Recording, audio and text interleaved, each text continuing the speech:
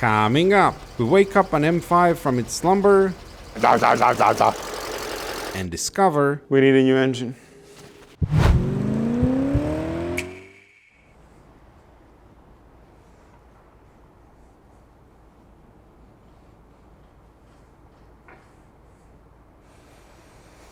It's time. Open up, dumbass!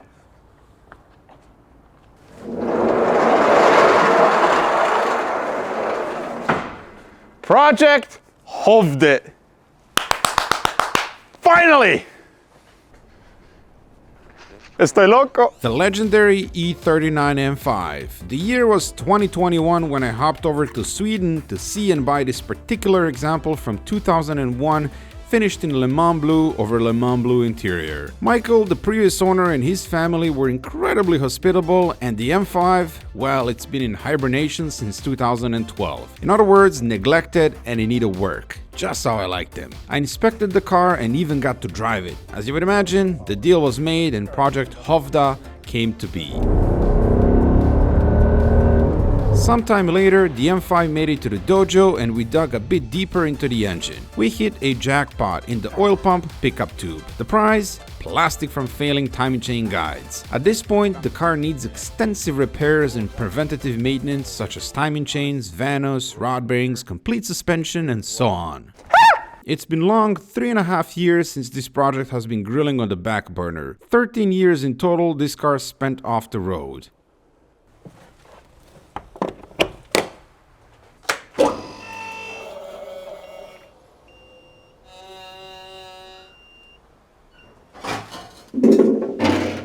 Time to dust off this legend and start wrenching on it. Bonjour, monsieur! Now pay attention here. There's an actual physical key and a key lock to open the trunk when the battery is dead. A car that's 20 years old has better features than brand new cars. How easy was that? I didn't have to crawl around the car, chase some magical cables and stuff.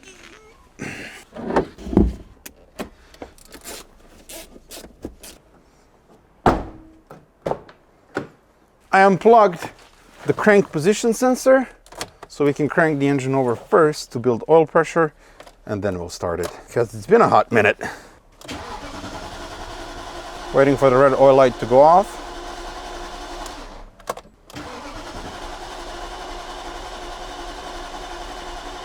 There it is. The light is off. The little red oil light here. That means we have sufficient oil pressure in the engine. So I'm going to replug the sensor and then we can start it.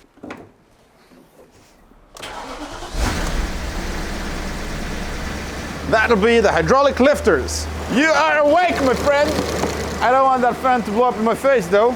We need to change the fan clutch. Listen to it. I think it's been 3 years since this car has been out in daylight. Man, it sounds terrible.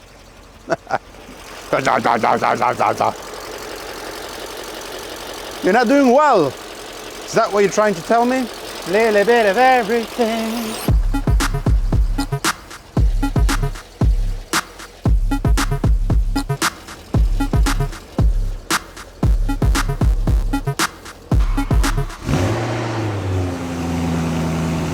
I picked up and learned quite a lot of things since I initially bought the car, so the approach to this project now will be a bit different and more thorough. The first thing we are going to do is a visual inspection of the cylinders and then a compression test. We're not gonna pull another Project Chicago move, I can tell you that much. We need to establish that the engine is worth repairing in situ or if it needs to come out.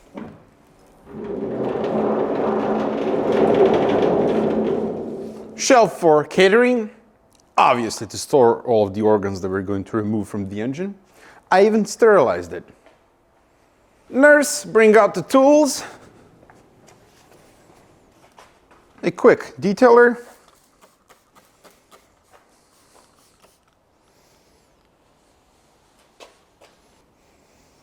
We need protection for the fenders.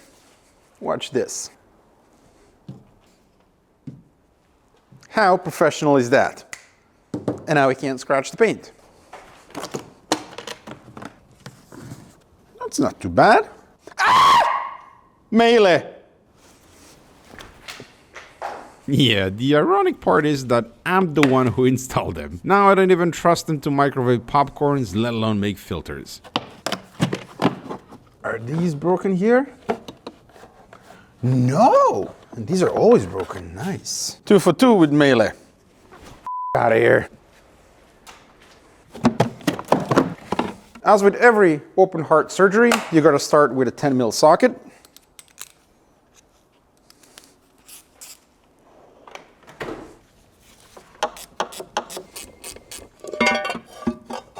Original Bremmy coils from 2006. Nice. These are the old school quality made in Germany Bremmy coils. Bremmy coils today, made in China.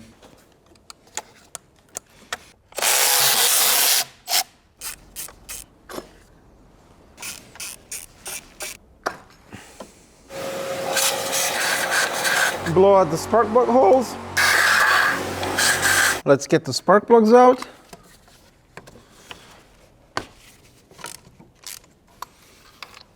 Black and dirty. NGK, original BMW plugs. Well, rather black. Now I'm gonna copy paste on the other side. Now I'm gonna remove the fan clutch so we can get to the crank so I can rotate the engine by hand. Let's see how much fight it'll put up. There's quite a lot of rust here. Oh, well, that was easy.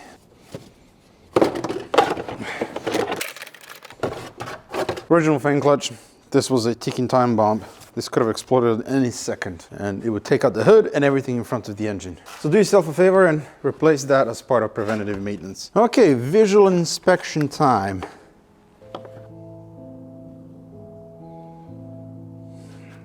Crap. There are scoring marks in the cylinder bores. Well, that's great. I guess we're rebuilding another engine. Yeah, every single cylinder has some scoring marks. I mean, some of them do look light. So, looky here. This is cylinder number 1. That's not good. We have scoring marks in the cylinders. Now, obviously, the camera with the light and everything, it's over-exaggerating all of this. I don't know how bad it is, if you can feel it under your fingernail. But on the first glance, it doesn't look good. It's not as bad as Alpina B7, if you remember. That had like really big black scoring marks. So cylinder number 1 and 2 are the worst ones so far. Some of them do look better, some of them look worse. I was hoping that it's going to pass the visual inspection, because these engines typically don't have these issues. But given how black the spark plugs are, this thing was definitely burning oil. So if this were a cast iron block, I wouldn't be concerned, but Alloy Seal, it shouldn't have this. Yeah, I'm thinking this engine needs to come out and be taken apart. All right, let's at least do a compression test, just so we see where we're at. Compression test time. You watch, I'm gonna crank over the engine. I unplugged the crank position sensor again, so it won't pump fuel into the cylinders. 1, 2, 3, 4, 5, 6, 7, 8. We have 15 bar or 220 PSI. Let's do cylinder number 3. 1, 2, 3, 4, 5, 6, 7, 8. 14 bar. Okay, I'm gonna repeat the compression test on cylinder number 1 because I was getting conflicting results. But cylinder number 1 and cylinder number 2 have quite a lot of scoring marks. 1, 2, 3, 4, 5, 6, 7, 8, 9. Yeah, that one is lower than the rest of them. 12 bar.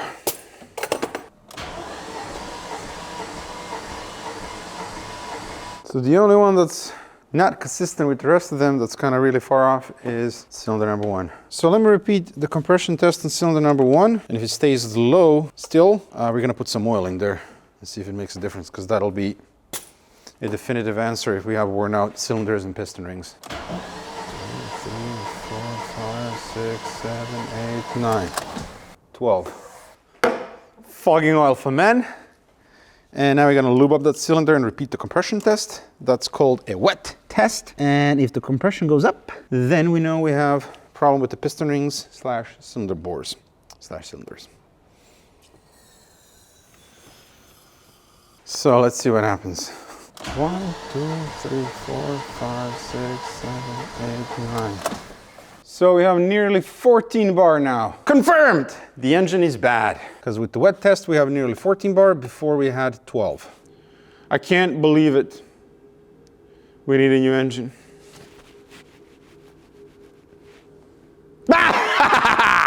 I'm not even sad or mad. I've been wanting to rebuild the S62 engine for quite some time. It's been on my bucket list. You know how some people have a bucket list of things they want to do in their 30s? Well, mine, engine rebuilds, and this is one of them. So let's get to it. Actually, it would probably be prudent to explain why we're going to rebuild this engine in the first place. Number one, the spark plugs. Very gummed up, very black, which is a clear indication that this engine is burning a decent amount of oil. That being said, every single S62 engine burns oil, some more, some less, so not a huge deal. The compression test results, well, the lowest cylinder is 12 bar and the highest cylinder is 15 bar. When doing a compression test, what you want to see here is consistency across all cylinders. On a good engine, what you want to see is that all the cylinders are within 7% of each other, maximum 10, and here we have quite a lot more than that. That being said, I did learn in the meantime that S62 engines are notorious for giving inconsistent compression test results, and that this isn't that worrying. I mean, we can probably just service it, go drive really fast on the Autobahn, clean up everything, and maybe the compression comes up on that cylinder. But the thing that has me worried the most is the fact that we have scored cylinders. And the one that has the lowest compression is the one that has the worst scoring marks. That is not something that's going to get better over time. It can only get worse. And I want to restore this car completely, and I want it to be the best it can be. And I'm probably going to be selling it in the end because I don't need two of them. And I can't really, tell next owner it's fully restored, it's beautiful, but cylinders are only slightly scored, but it's fine. Well, it ain't. There's only one right way to restore this car, and we're gonna do precisely that. So let's take the S62 power plant out. I don't know why I'm so happy about this, but I am. Yeah, officially crazy. Let's start by draining the bodily fluids.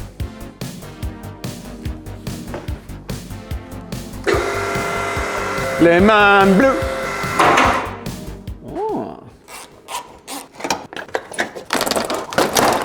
Ooh. The solenoid is leaking quite a bit of oil. First, remove the oil filter. That way the oil from the oil filter housing will drain down into the pan.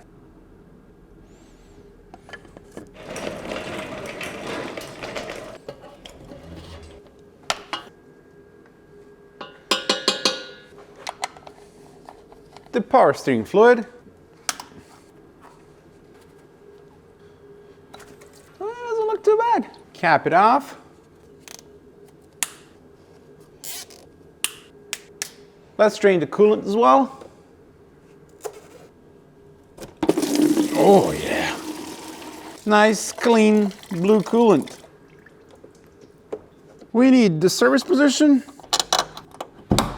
Alright, so I'm gonna try these extensions that a nice subscriber gave me. I think this is an official dealer tool. See if that works.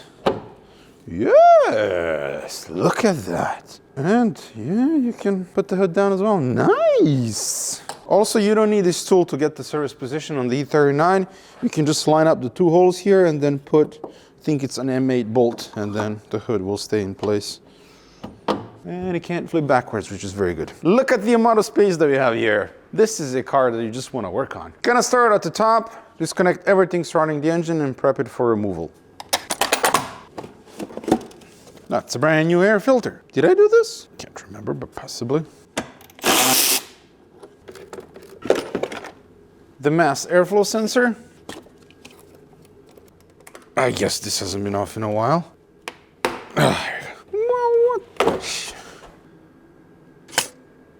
We have a coolant hose here. Splendid. Splash, my friend, splash. We don't need to remove the fan shroud or the radiator in order to drop the engine, but for better access, I'm going to remove everything. Eventually, we're going to strip the entire chassis.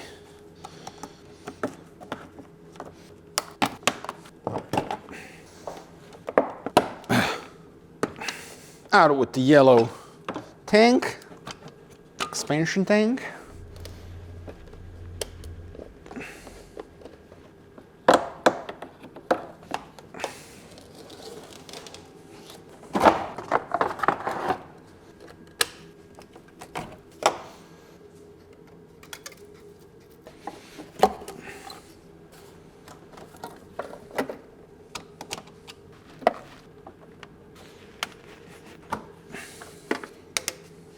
Looks like we have all original coolant lines.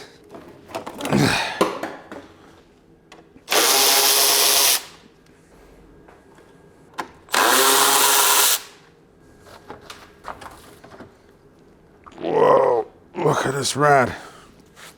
It looks like this is the original radiator. Bear, made in Germany. Yep, definitely the original one. 3rd of November of 2000. This car is May 01, I think. Something like that, I forgot. We don't need to remove the planometer, but I want to.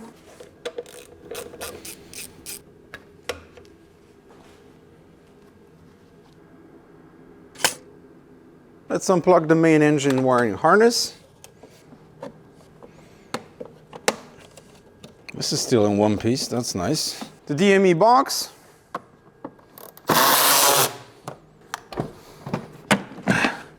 Time to unplug everything. It's cold today.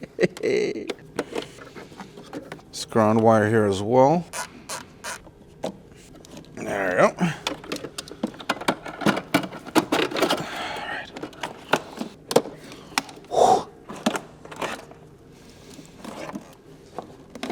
Nice. So that's the wiring harness disconnected. The vacuum line for the brake booster. Everything's so freaking cold, man. Stupid winter. Okay, that was easy. There's another tiny vacuum line here. There we go.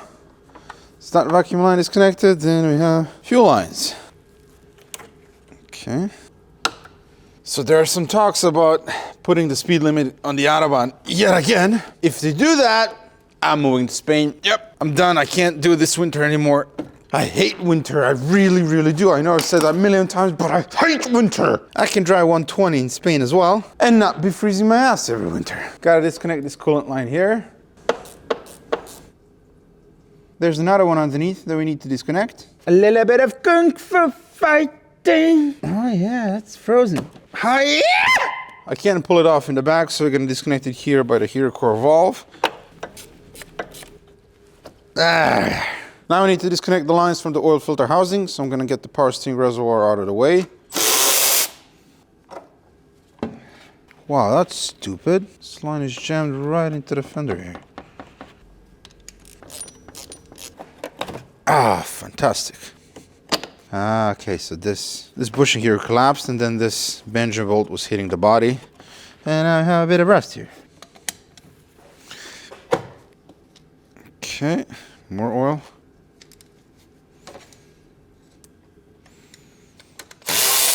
And now we can get the oil filter housing out of the way. All right, that's everything on this side of the engine disconnected. And on the back, just need to disconnect the AC lines, but for that I'm waiting for a guy to come to empty the AC system. So in the meantime, let's jump underneath of the car. Let's get the wheels off.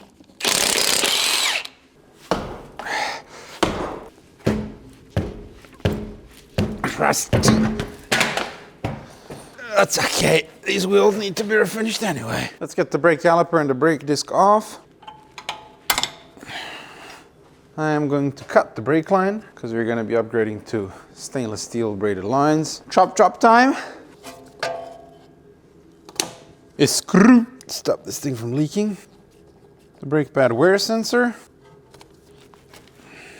Unbolt the caliper bracket.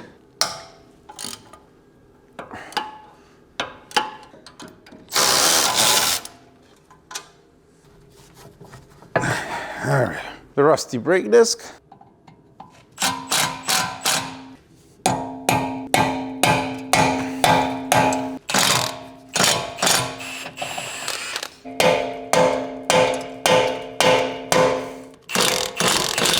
There it is. The disc actually isn't too bad. It doesn't have a lip. It's just rusty. The wheel bearing. Doesn't sound that great. Let's pop the tie rod end.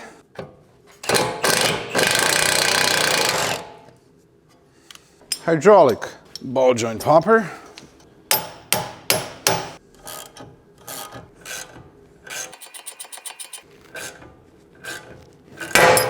There it is. In the episode where we took the E39 subframe apart, a lot of you told me, oh, you should really use impact sockets on your impact gun. I have them, okay? I just sometimes forget to use them.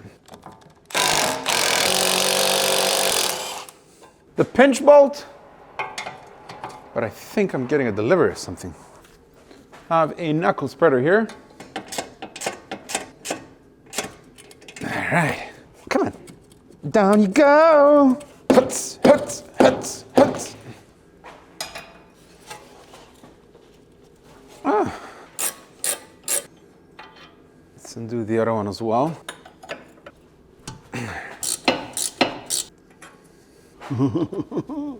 Yes. We're going scuba diving or just popping ball joints. Oh, nice. Good ball joint popper.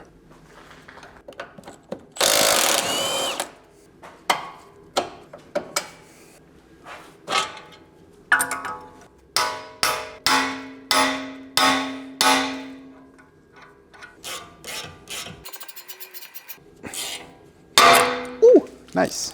Gotta tell you, these hydraulic ball joint poppers are fantastic. The big one, it's from Hazard. It is massive. It'll pop anything and everything. And then the smaller one is from OEM Tools, which you can get on US Amazon.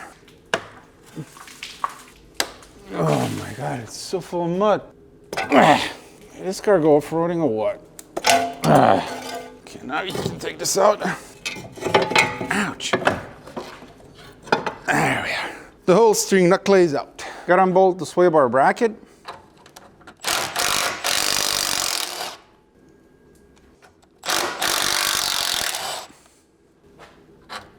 So we need to slightly get the sway bar out of the way so we can get to the bolt for the thrust arm.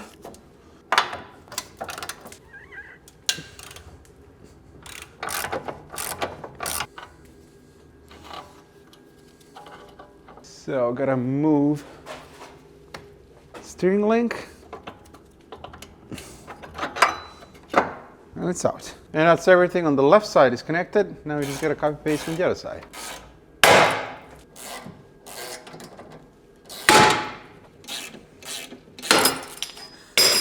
They call me a professional ball joint popper. And that's the right side done as well. Nice fellas from a local tire shop came by with the machine and discharged the AC system. So we're safe to remove the lines now. Oh, okay. Bit of residual air in there. Disconnect the plug. There it is.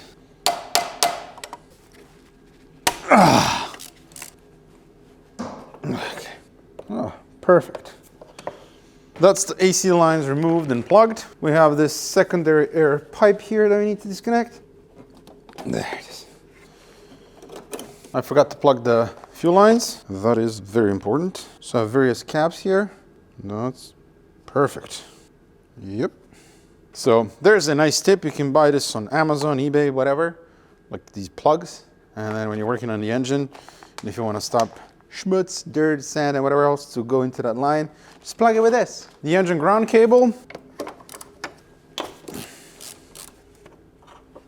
Okay, that's disconnected. And that's everything, as far as I can see, disconnected on the top, and the engine is ready to come down. So we're gonna jump underneath and disconnect the exhaust. We have this bent support arm.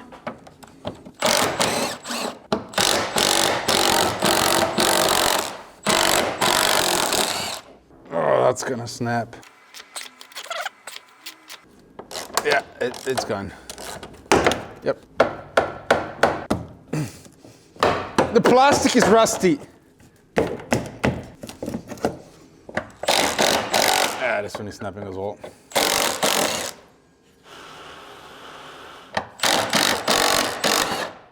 Yep. The amount of rust is impressive. The oxygen sensors. Oh, that snapped. Fantastic. This one's gonna snap as well, probably. Yep, good old rust. Yep, another one. Let's see how many bolts we can snap off here.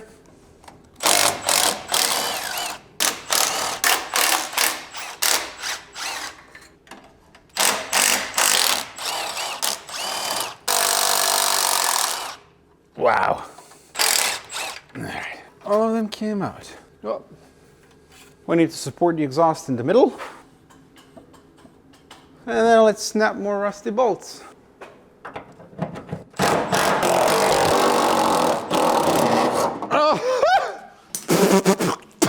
Remind me not to buy a car from Sweden again. When I initially inspected this car, I thought the rust isn't so bad, but there's rust everywhere on the entire chassis. And this is one of the reasons why I want to take it all apart. Strip it down, and then we can probably sandblast the underneath, repaint and fix everything properly.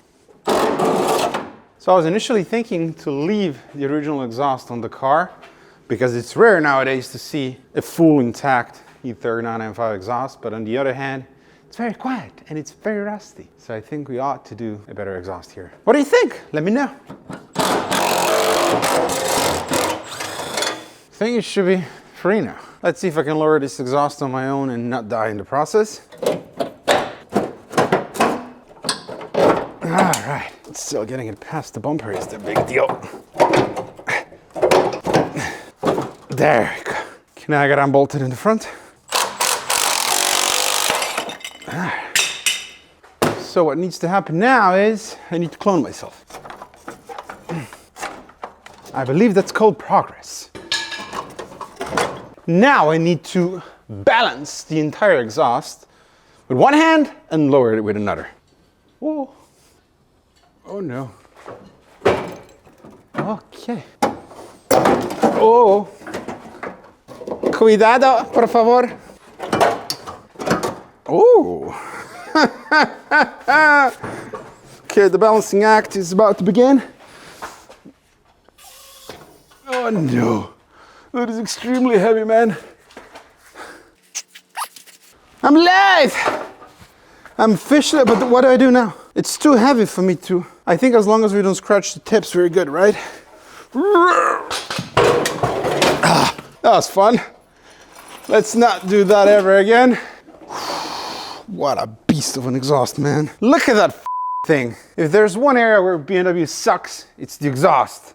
This thing is heavier than a brand new M5, and it sounds like and it's extremely restrictive as well. I can't even carry this on my own. Almost broke my back taking this out.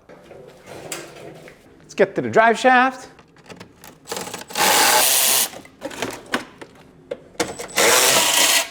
Everything is so rusty.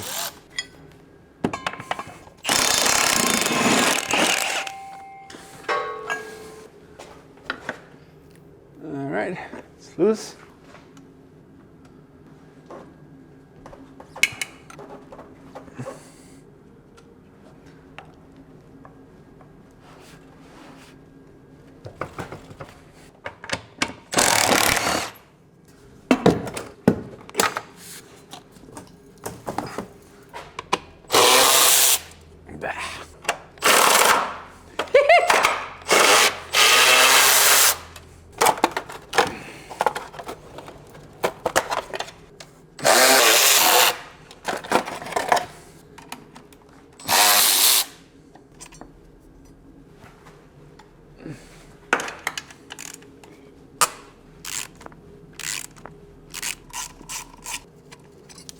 Disconnect the rod.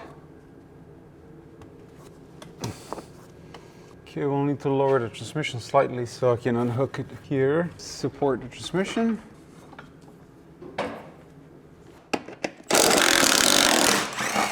Lower the gearbox. I think that'll do it. Okay. Clip removed. Need to remove this cover here so you can access the subframe bolt.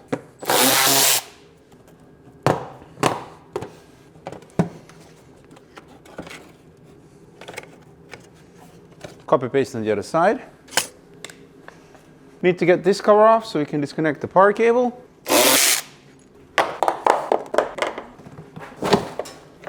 A little bit of rust forming here. I think it's a very smart idea to strip down the chassis because there is a lot of rust hiding here. Like, look at that. This was previously repaired, I think.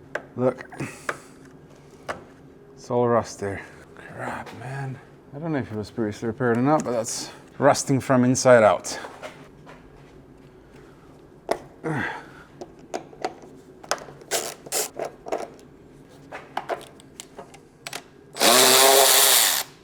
We need to remove this cover here so we can get to the steering column. That's the steering column bolt that we need to unbolt.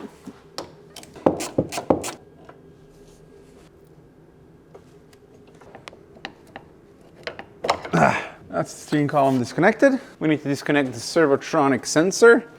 This is the cable for it. That'll come down with the subframe. The slave cylinder.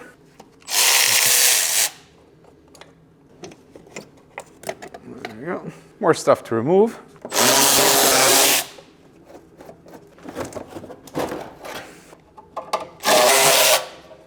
We need to disconnect the power steering line that runs to the steering box. Oh, come on now. There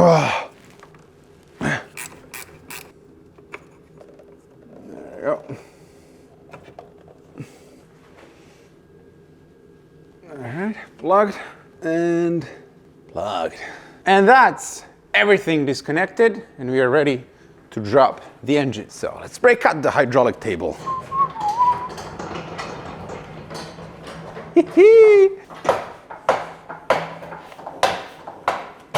That's maximum. So we need to lower the car. Again, with this uneven floor. That's about perfect. So lock it. I'm going to support the vehicle in the back against potential flipping. I think this one goes in the back. There you go. So that's the subframe and the transmission and the engine supported in several places. So this is good, that's good, good, good. You can start unbolting the subframe and the cross member.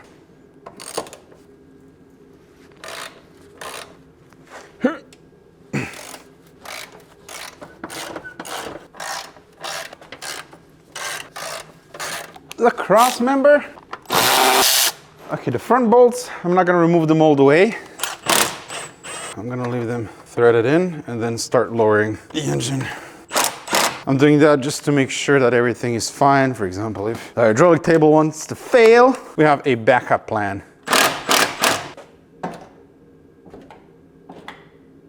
So let's remove the bolts all the way. So rusty. Here we go.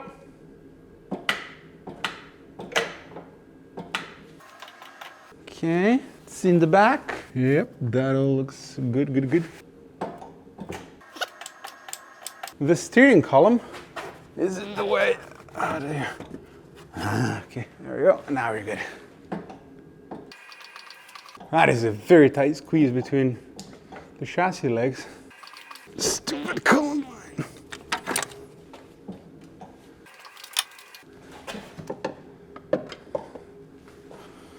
Why didn't I remove the PS reservoir earlier?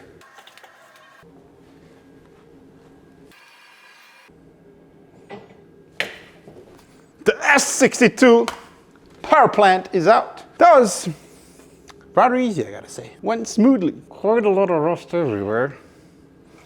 But you know, that's why we're doing this. As is the tradition, we gotta ride this blown up donkey and rate it. Yeah, I like it.